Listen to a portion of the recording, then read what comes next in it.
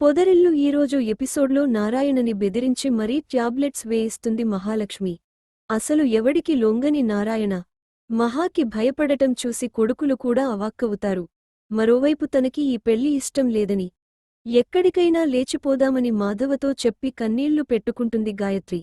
అయితే అర్ధరాత్రి జరిగిన ఈ సీన్ మహా కంటపడుతుంది. దీంతో ఎలాగైనా మాధవ, గాయత్రిలకి పెళ్లి చేయాలని మహా డిసైడ్ అవుతుంది. ఇలా ఈరోజు ఎపిసోడ్లో పూర్తిగా ఏం జరిగిందో చూద్దాం. తమ పెళ్లి ఫోటో ఫోన్లో చూసి చక్రి తెగ మురిసిపోతుంటాడు. అయితే అప్పుడే వెనకాల నుంచి మహా వస్తుంది. ఎక్కడ ఫోటో చూసేసిందోనని చక్రి కాస్త భయపడతాడు. ఏంటి నన్ను చూసి అంత భయపడుతున్నారని మహా అడిగితే మీది మామూలు నోరు కాదు కదా, ఆ నోటికి భయపడని వాళ్లు ఈ ఇంట్లోనే లేరని చక్రి సరదాగా అంటాడు. అంటే నేను గయ్యాళి గంపననా మీ ఉద్దేశం అంటూ మహా ఫైర్ అవుతుంది. అంతకాదు కాని ఎంతో కొంత అంటాడు చక్రి. అయినా మా మీద అరిచేసి మరీ సర్టిఫికేట్ల కోసం వెళ్లారు కదా, ఇంతకీ ఇచ్చారా అని చక్రి అడుగుతాడు. ఏంటి ఇచ్చేది, ముందు సర్టిఫికేట్లు పోయాయని పోలీస్ స్టేషన్లో కంప్లెయింట్ ఇచ్చి ఎఫ్ఐఆర్ కాపీ తీసుకెళ్లాలట, అప్పుడే ఇస్తారట అంటుంది.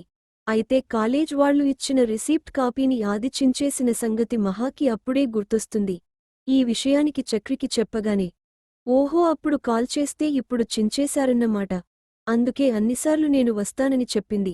కాని మీరు మాట వినరు కదా అంటూ చక్రి మళ్లీ అదే చెప్తాడు. మరోవైపు రాత్రి అల్లారం పెట్టుకొని మరీ మహాలక్ష్మి లేస్తుంది. నారాయణకి ఇవ్వాల్సిన ట్యాబ్లెట్లు, వాటర్ బాటిల్ పట్టుకొని బయటికెళ్తుంటే మాధవ నిద్రలేస్తాడు. ఏంటమ్మా మహా, ఈ టైంకి లేచావ్? ఫోన్ ఏదో సౌండ్ వచ్చింది, ఎవరైనా కాల్ చేశారా అని అడుగుతాడు. లేదు పెద్ది, మీ నాన్నగారికి 6 గంటలకి ఒకసారి ట్యాబ్లెట్స్ ఇవ్వాలి, అందుకే అలారం పెట్టానంటుంది. నువ్వెందుకమ్మా, నాకు చెప్పాల్సింది కదా, నేను ఇచ్చేవాడ్ని అంటాడు. లేదులే పెద్ది, మీరు పగలంతా పనిచేసి వస్తారు, రాత్రి నిద్రలేకపోతే ఇబ్బందిగా ఉంటుంది అంటుంది. ఇక నారాయణ దగ్గరికెళ్ళి ట్యాబ్లెట్స్ వేసుకోవాలి లేవండి అంటుంది. నాకేం వద్దంటూ నారాయణ బెట్టు చేస్తాడు. మహా గట్టిగా చెప్పేసరికి కాదనలేక ట్యాబ్లెట్స్ వేసుకుంటాడు. ఇక నలుగురు కొడుకులు ఈ సీన్ చాటుగా చూసి తెగ నవ్వుకుంటారు. ఇంకోవైపు అర్ధరాత్రి ఇంటికొచ్చాడు పురుషోత్తం. ఎంతైనా ఇష్టపవరకు విషయాలవారి ఇంట్లోనే ఉండవా అని తాయారు అడుగుతుంది.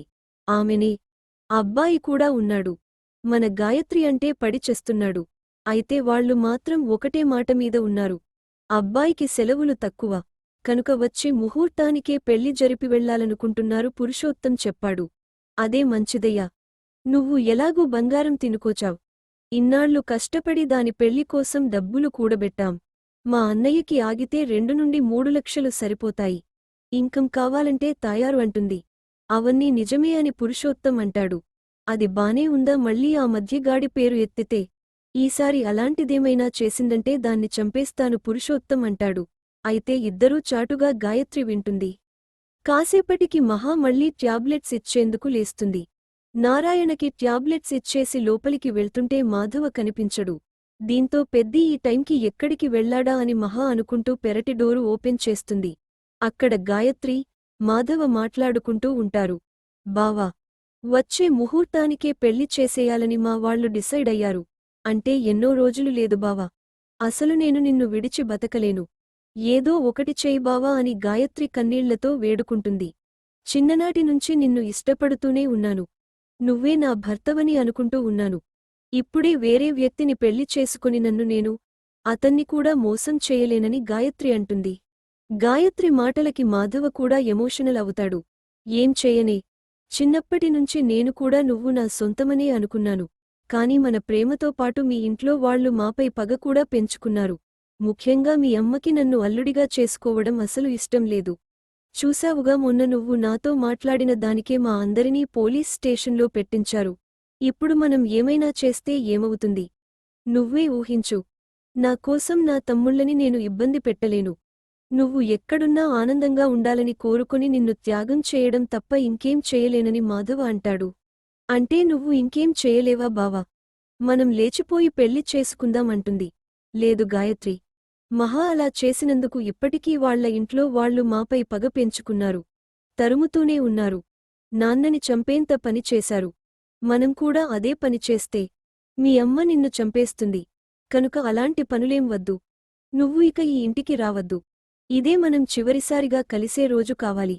నా మాట విని నువ్వు మనసు రాయి చేసుకో. ఇష్టమైన అమ్మాయిని పెళ్లి చేసుకునే అదృష్టం నాకు లేదనుకుంటానని మాధవ ఎమోషనల్ అవుతాడు. ఇక ఈ సీన్ చూసి మహా కూడా బాధపడుతుంది. ఉదయం కాగానే ఆరుబయటికి వచ్చి చూసేసరికి నారాయణ మంచం మీద కనిపించడు. ఇదేంటి ఈ మనిషి ఇంత పొద్దున్నే ఎక్కడికెళ్లాడా అని మహా చూస్తుంది.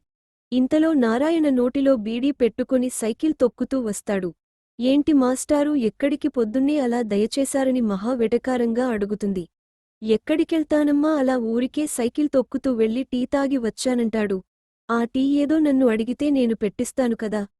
ఆ పచ్చి దెబ్బతో అలా బయటికెళ్లాలా సైకిల్ మీద అని మహా తిడుతుంది.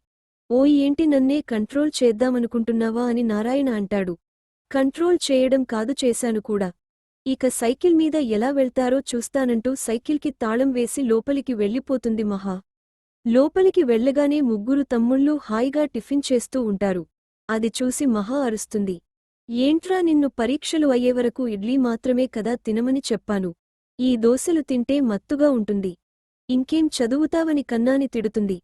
ఇంతలో నీకు కూడా టిఫిన్ ఇచ్చేయనా మహా అంటాడు మాధవ.